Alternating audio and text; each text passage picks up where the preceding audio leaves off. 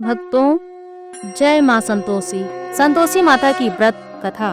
एक बुढ़िया थी और उसके 7 बेटे थे। 6 कमाने वाले थे, एक निकम्मा था। बुढ़िया माँ 6 पुत्रों की रसोई बनाती, भोजन कराती और पीछे जो कुछ बचता उसे सातवें को दे देती थी। परंतु 7वां पुत्र बड़ा भोला भाला था, मन में विचार न करता। एक दिन वह अपनी बहू से बोला, देख मेरी माता का मुझ पर कितना प्रेम है। वह बोली, क्यों नहीं, सबका बचा हुआ जूठा तुमको खिलाती है। वह बोला, ऐसा नहीं हो सकता, मैं जब तक आँखों से न देखूं मान नहीं सकता। बहू ने हंसकर कहा, देख लोगे तब तो मानोगे। कुछ दिन बाद एक बड़ा त्योहार आया। घर में 7 प्रकार के भोजन और चूरमा के लड्डू बने। वह परीक्षा लेने के लिए सिर दर्द का बहाना कर पतला कपड़ा सिर पर ओढ़कर रसोई घर में सो गया और कपड़े में से सब देखता रहा। 6 भाई भोजन करने आए। उसने देखा माँ ने उनके लिए सुंदर सुंदर आसन बिछाए, 7 प्रकार की रसोई परोसी। वह आग्रह करके जिमाती रही। वह देखता रहा। 6 भाई जब भोजन कर उठे तब माँ ने उनकी जूठी थालियों में से लड्डुओं के टुकड़ों को उठाया और एक लड्डू बनाया। जूठन साफ कर बुढ़िया माँ ने पुकारा, उठ बेटा, 6 भाई भोजन कर गए हैं, अब तू ही बाकी है, उठ भोजन कर ले। उसने कहा, माँ मुझे भोजन नहीं करना है, मैं परदेश जा रहा हूँ। माता ने कहा, कल जाना हो तो आज ही जा। वह बोला, हाँ हाँ आज ही जा रहा हूँ। यह कहा वह घर से निकल गया। चलते समय बहू की याद आई। वह गौशाला में कंडे थाप रही थी। जाकर बोला, हम जावें परदेश को, आवेंगे कुछ काल, तुम रहियो संतोष से धर्म आपनो पाल। 2 निशानी आपनी देख धरू मैं धीर, सुध हमारी मत पिसारियो, रखियो मन गंभीर। वह बोला, मेरे पास तो कुछ नहीं है, यह अंगूठी है सो ले लो और अपनी कुछ निशानी मुझे दे दो। वह बोली, मेरे पास क्या है, यह गोबर भरा हाथ है। यह कहकर उसकी पीठ पर गोबर के हाथ की थाप मार दी और वह चल दिया। चलते चलते दूर देश में पहुंचा। वहां पर एक साहूकार की दुकान थी। वहां जाकर बोला, सेठ जी मुझे नौकरी पर रख लो। साहूकार को जरूरत थी। साहूकार ने कहा, काम देखकर दाम मिलेंगे। उसे साहूकार के यहाँ नौकरी मिली। वह सवेरे 7 बजे से 12 बजे रात्रि तक काम करने लगा। कुछ दिन में दुकान का लेन देन, हिसाब किताब, ग्राहकों का माल बेचना, सारा काम करने लगा। साहूकार के 7-8 नौकर थे। वह सब चक्कर खाने लगे। वह बहुत होशियार बन गया। सेठ ने भी काम देखा और 3 महीने में ही उससे मुनाफे का साझीदार बना लिया। 12 वर्ष में वह नामी सेठ बन गया और मालिक सारा कारोबार उस पर छोड़कर बाहर चला गया। इधर बहू पर क्या बीती सो सुनो। सास ससुर उसे दुख देने लगे। सारी गृहस्थी का काम करा कर उसे लकड़ी लेने जंगल में भेजते। इस बीच घर की रोटियों के आटे में से जो भूसी निकलती उसकी रोटी बनाकर रख दी जाती और फूटे नारियल की नरेली में पानी। इस तरह दिन बीतते रहे। एक दिन वह लकड़ी लेने जा रही थी कि रास्ते में बहुत सी स्त्रियां संतोषी माता का व्रत करती दिखाई दी। वह खड़ी होकर कहने लगी, बहनों, ये तुम किस देवी का व्रत करती हो और इसके करने से क्या पुण्य होता है? इस व्रत के करने की क्या विधि है? या तुम अपने इस व्रत का विधान मुझे समझा कर कहोगी तो मैं तुम्हारा बड़ा उपकार मानूंगी। तब उनमें से एक बोली, सुनो, यह संतोषी माता का व्रत है।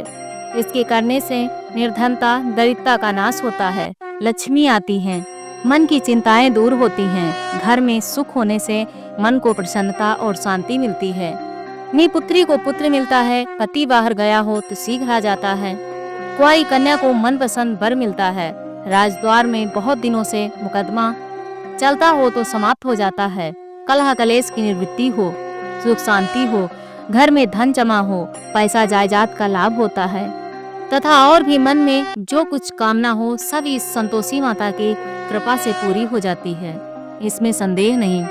वह पूछने लगी, यह व्रत कैसे किया जाए, यह भी बताओ तो बड़ी कृपा होगी। स्त्री कहने लगी, 1.25 रुपए का गुड़ चना लेना, इच्छा हो तो 5.25 रुपए का लेना या 10.25 रुपए का भी सहूलियत के अनुसार लेना। बिना परेशानी, श्रद्धा और प्रेम से जितना भी बन सके सवाया लेना। 5.25 रुपए से 10.25 रुपए तथा इससे भी ज्यादा शक्ति और भक्ति के अनुसार गुड़ और चना लें। हर शुक्रवार को निराहार रहे कथा कहना, सुनना, इसके बीच क्रम टूटे नहीं, लगातार नियम पालन करना। सुनने वाला कोई न मिले तो घी का दीपक जलाकर उसके आगे और जल के पात्र को रख कथा कहना। नियम न टूटे। जब तक कार्य सिद्ध न हो नियम पालन करना और कार्य सिद्ध हो जाने पर व्रत का उद्यापन करना। 3 मास में माता पूरा फल प्रदान करती हैं। यदि किसी के खोटे ग्रह हों तो भी माता 1 वर्ष में अवश्य कार्य सिद्ध करती हैं। कार्य सिद्ध होने पर ही उद्यापन करना चाहिए, बीच में नहीं। उद्यापन में 2.5 सेर आटे का खाजा तथा इसी अनुसार से खीर तथा चने का साग तैयार करना। 8 लड़कों को भोजन कराना। जहाँ तक मिले देवर, जेठ, भाई बंद, कुटुंब के लड़के लेना। न मिले तो रिश्तेदारों और पड़ोसियों के लड़के बुलाना। उन्हें भोजन करा यथाशक्ति दक्षिणा दे। माता का नियम पूरा करना। उस दिन घर में कोई खटाई न खाए। यह सुन बुढ़िया की बहू चल दी। रास्ते में लकड़ी के बोझ को बेच दिया और उन रुपयों से गुड़ चना ले माता के व्रत की तैयारी कर आगे चली और सामने मंदिर देख पूछने लगी, यह मंदिर किसका है? सब कहने लगे, यह संतोषी माता का मंदिर है। यह सुन माता के नियम कुछ जानती नहीं। मैं बहुत दुखी हूँ। हे माता जगजननी, मेरा दुख दूर कर, मैं तेरी शरण में हूँ। माता को दया आई। एक शुक्रवार बीता कि दूसरे शुक्रवार को ही उसके पति का पत्र आया और तीसरे को उसका भेजा हुआ पैसा आ पहुँचा। यह देखकर जेठानियां मुंह सिकोड़ने लगी। इतने दिनों बाद इतना पैसा आया, इसमें क्या बढ़ावा है? लड़के ताने देने लगे। काकी के पास अब पत्र आने लगे, रुपया आने लगा। अब तो काकी की खातिर बढ़ेगी। अब तो काकी बुलाने से भी नहीं बोलेंगी। बेचारी सरलता से कहती, भैया पत्र आवे, रुपया आवे तो हम सब के लिए अच्छा है। ऐसा कहकर आंखों में आंसू भरकर संतोषी माता के मंदिर में मातेश्वरी के चरणों में गिरकर रोने लगी। माँ, मैंने तुमसे पैसा नहीं मांगा। मुझे पैसे से क्या काम है? मुझे तो अपने सुहाग से काम है। मैं तो अपने स्वामी के दर्शन और सेवा मांगती हूँ। तब माता ने प्रसन्न होकर कहा, जा बेटी, तेरा स्वामी आएगा। यह सुन खुशी से बावली हो घर जाकर काम करने लगी।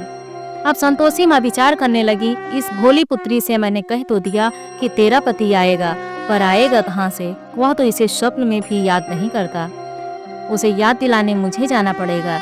इस तरह माता उस बुढ़िया के बेटे के पास जा स्वप्न में प्रकट हो कहने लगी, साहूकार के बेटे, सोता है या जागता है? वह कहता है, माता सोता भी नहीं हूँ, जागता भी नहीं हूँ, बीच में हूँ।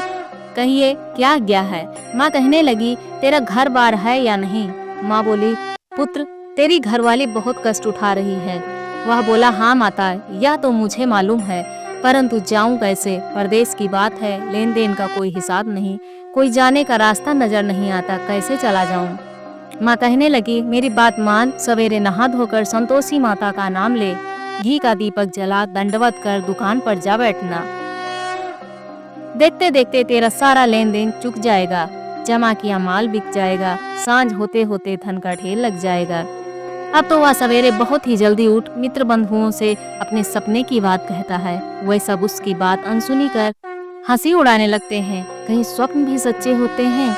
एक बूढ़ा बोला, देख भाई, मेरी बात मान, इस तरह सांच या झूठ कहने के बदले देवता ने जैसा कहा है वैसा ही करने में तेरा क्या जाता है? अब बूढ़े की बात मानकर नहा धोकर संतोषी माता को दंडवत कर घी का दीपक जला दुकान पर जा बैठा। थोड़ी देर में वह क्या देखता है कि देने वाले रुपया लाए, लेने वाले हिसाब लाए। कोठे में भरे सामानों के खरीदार नगद में सौदा करने लगे। शाम तक धन का ढेर लग गया। मन में माता का नाम ले प्रसन्न हो घर जाने के वास्ते गहना कपड़ा सामान खरीदने लगा। यहाँ के काम से निपटा घर को रवाना हुआ। इधर उसकी बहू बेचारी जंगल में लकड़ी जो लेने जाती है, लौटते वक्त माता जी के मंदिर पर विश्राम करती है। वह तो उसका रोज रुकने का स्थान ठहरा। दूर से धूल उड़ती देख वह माता से पूछती है, हे माता, ये धूल कैसी उड़ रही है? माँ कहती है, हे पुत्री, तेरा पति आ रहा है। अब तू ऐसा कर, लकड़ियों के 3 बोझ बना, एक नदी के किनारे रख, दूसरा मंदिर पर और तीसरा सिर पर रख। तेरे पति को लकड़ी का गट्ठा देखकर मोह पैदा होगा। वह यहाँ रुकेगा, नाश्ता पानी बना खाकर माँ से मिलने जाएगा। तू लकड़ी का बोझ उठाकर जाना और बीच चौक में गट्ठा डालकर 3 आवाजें जोर से लगाना। लो सासू जी, लकड़ियों का गट्ठा लो, भूसी की रोटी दो, नारियल के खोपड़े में पानी दो। आज कौन मेहमान आया है? माँ की बात सुनकर वह बोली, बहुत अच्छा माताजी। कहकर प्रसन्न मन हो लकड़ियों के 3 गट्ठे ले आई। एक नदी के तट पर, एक माता के मंदिर पर रखा। इतने में ही वह मुसाफिर आ पहुंचा। सूखी लकड़ी देख उसकी इच्छा हुई कि अब यहाँ निवास करें और भोजन बना खा पीकर गांव को चलें। इस प्रकार भोजन बना विश्राम ले गांव को गया। उसी समय बहू सिर पर लकड़ी का गट्ठा ले आती है। उसे आंगन में डाल जोर से 3 आवाजें देती है। लो सासू जी, लकड़ी का गट्ठा लो, भूसी की रोटी दो, नारियल के खोपड़े में पानी दो। आज कौन सा मेहमान आया है? यह सुनकर उसकी सास अपने दिए हुए कष्टों को भुलाने हेतु कहती है, बहू ऐसा क्यों कहती हो? तेरा पति ही तो आया है। आ बैठ, मीठा भात खाकर कपड़े गहने पहन। इतने में आवाज सुनकर स्वामी बाहर आता है और अंगूठी देखकर व्याकुल हो जाता है। माँ से पूछता है, यह कौन है? माँ कहती है, बेटा यह तेरी बहू है। आज 12 वर्ष हो गए जब से तू गया है, तब से सारे गांव में जानवर की तरह भटकती फिरती है। काम काज घर का कुछ करती नहीं, 4 समय आकर खा जाती है। अब तुझे देखकर भूसी की रोटी और नारियल के खोपड़े में पानी मांग रही है। वह लज्जित हो बोला, ठीक है माँ, मैंने इसे भी देखा और तुम्हें भी। अब मुझे दूसरे घर की चाबी दो, मैं उसमें रहूंगा। ठीक है बेटा, जैसी तेरी मर्जी। यह कहकर माँ ने चाबी का गुच्छा पटक दिया। उसने ताले का गुच्छा लेकर दूसरे कमरे को खोलकर सारा सामान जमाया। एक दिन में ही वहाँ राजा के महल जैसा ठाट बाट बन गया। अब क्या था, वह सुख भोगने लगी। तत्पश्चात अगला शुक्रवार आया। उसने अपने पति से कहा, मुझे माता का उद्यापन करना है। उसका पति बोला, बहुत अच्छा, खुशी से कर लो। तुरंत ही वह उद्यापन की तैयारी करने लगी। जेठ के लड़के को भोजन के लिए कहने गई। उसने मंजूर किया, परंतु पीछे जेठानी अपने बच्चों को सिखाती है, देखो रे, भोजन के समय सब लोग खटाई मांगना, जिससे इसका उद्यापन पूरा न हो। लड़के जिम में गए, खीर पेट भरकर खाई, परंतु बात याद आते ही कहने लगे, हमें कुछ खटाई खाने को दो, खीर खाना हमें भाता नहीं, देख कर अरुचि होती है। लड़के उठ खड़े हुए, बोले, पैसा लाओ। भोली बहू कुछ जानती ना थी, सो उन्हें पैसे दे दिए। लड़के उसी समय उठ करके इमली ले खाने लगे कि देख बहू पर माताजी ने कोप किया। राजा के दूत उसके पति को पकड़कर ले गए। जेठ जेठानी मनमाने खोटे वचन कहने लगे। लूट लूट कर धन इकट्ठा कर लाया था, सो राजा के दूत उसे पकड़ कर ले गए। अब सब मालूम हो जाएगा जब जेल की रोटी खाएगा। बहू से यह वचन सहन नहीं हुए। रोती रोती माता के मंदिर में गई और कहने लगी, माता तुमने यह क्या किया? हंसाकर क्यों रुलाने लगी?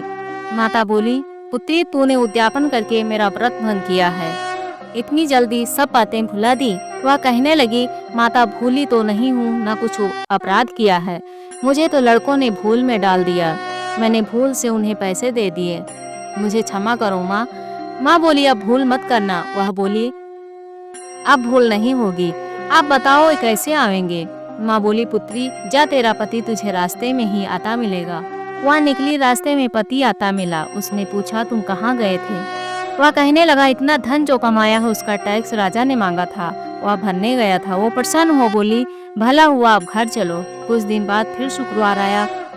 वह बोली, मुझे माता का उद्यापन करना है। पति ने कहा, करो। वह फिर जेठ के लड़कों से भोजन को कहने लगी।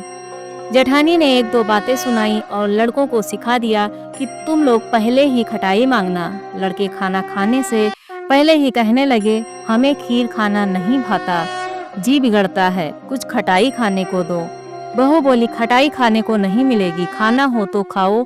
यह कहकर ब्राह्मणों के लड़के बुलाकर भोजन कराने लगी। यथाशक्ति दक्षिणा की जगह एक एक फल उन्हें दिया। इससे संतोषी माता प्रसन्न हो गई। माता की कृपा होते ही 9वें मास उसको चंद्रमा के समान सुंदर पुत्र प्राप्त हुआ। पुत्र को लेकर प्रतिदिन माता जी के मंदिर को जाने लगी। माँ ने सोचा कि रोज आती है, आज क्यों ना मैं ही उसके घर चलूं, इसका आसरा देखूं तो सही।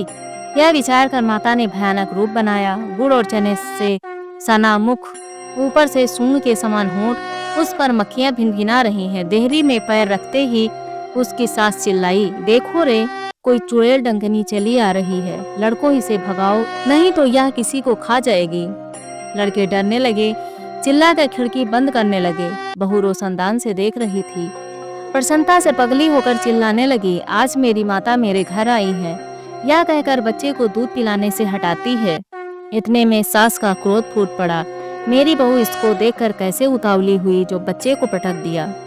इतने में माँ के प्रताप से जहाँ देखा वहाँ लड़के ही लड़के नजर आने लगे। बहू बोली, माँ जी, मैं जिनका व्रत करती हूँ ये वही संतोषी माता है। इतना कहे झट से सारे घर के किवाड़ खोल दिए। सबने माता के चरण पकड़ लिए और विनती कर कहने लगे, हे माता, हम मूर्ख हैं, हम अज्ञानी हैं, तुम्हारे व्रत की विधि हम नहीं जानते। तुम्हारा व्रत भंग कर हमने बड़ा अपराध किया है। हे माता, आप हमारे अपराध को क्षमा करो। इस प्रकार माता प्रसन्न हुई। हे माता, बहू को जैसा फल दिया वैसा सबको देना।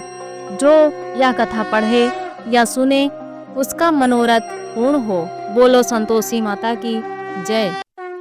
ग्रंथ करोड़न ने कहा, हे सबका सार, ब्रह्म सत्य जग झूठ है, जीवन ही ब्रह्म निहार।